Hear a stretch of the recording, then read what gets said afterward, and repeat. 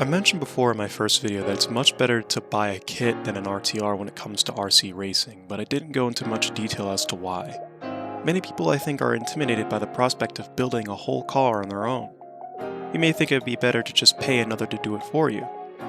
Well, these are some reasons why that might not be the best idea.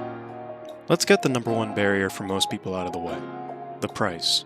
Depending on where you live or what brand you go for, the price can vary wildly.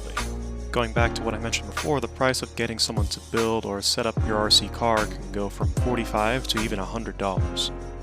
You also need to worry about electronics and, depending on the kit, wheels and tires. Of course, an RTR comes with all these, right? Well, yes and no.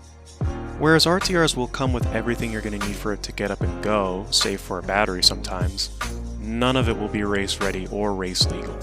In the end, you'll end up changing them out anyway, and since you haven't built the car yourself, it might be more difficult due to a lack of experience, which I'll touch on later. This doesn't end with electronics either.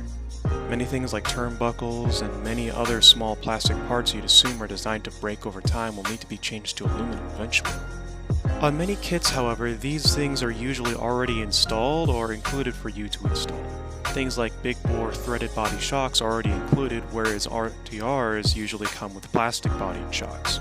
Lots of times though, it doesn't really come down to choice. Racing buggies usually only come as kits. This particular buggy is a Team Associated B6.2 and it only comes as a kit. In fact, the only cars that come as RTRs that I would consider racing buggies would be the Kyosho RB7 two-wheel drive buggy and the Serpent Spider SRX2 two-wheel drive buggy. Now I'm going to be realistic. Getting into this hobby with the right equipment can be daunting on your wallet. One thing no hobbyist should do is add up over time how much they spent on their toys. That isn't to say you can't budget yourself and set limits to how much you want to spend, but keep in mind things are eventually either going to break or you're going to want to upgrade them. Keep in mind this is only if you're just getting into the hobby as a whole. Perhaps you have some old electronics that you can trade in for store credit or an old RTR that you aren't using anymore that's collecting dust. These things can help you mitigate any costs that might accumulate over time. That's how I got back into the hobby, and it could help you too. Another barrier that a lot of people seem to have is how much time they might have in their day-to-day life, and that building a kit would take up too much of it. After all, it takes days to complete kits, right? Not at all. There's nobody who's going to sit next to you making sure you complete the kit in a certain amount of time, nor is there anyone who's going to make fun of you for taking too long. At least genuine. I'm fairly inexperienced in building kits myself, and even I could put together a Team Associated SC6.1 kit in about 6 hours combined. Of course, there are certain kits that are flat out more difficult to build than others.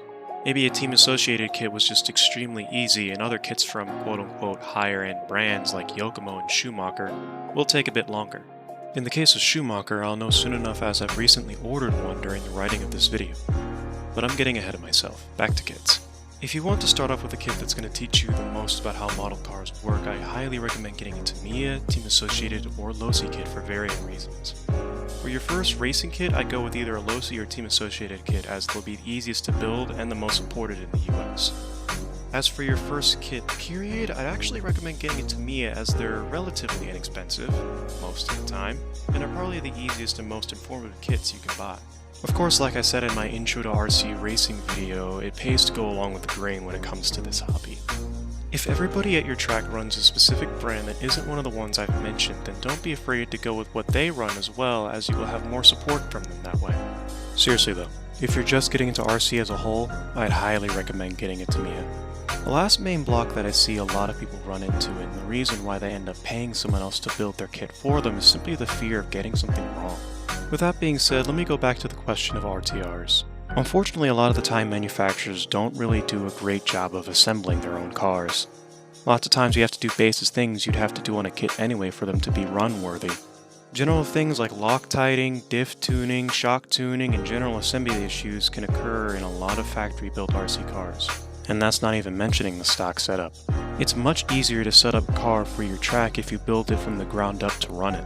Not only that, but the experience you're going to gain from building a kit on your own will be priceless. If something breaks, you'll know exactly what broke and how to fix it. Also, building a kit will give you a basic understanding of how to set up your car. And I'm not just talking about things like camber and toe in and toe out. Things like diff tuning, caster, and roll centers are all things you'll learn from building a kit, and that knowledge will take you very far. Not to mention the satisfaction you'll get when you win with a car you built yourself. rather than someone else doing it for you. Those are just a few reasons as to why building a kit shouldn't really be too scary, and why you should build one yourself if you're getting into RC racing or RC as a whole. Thank you for watching, and I'll see you next time.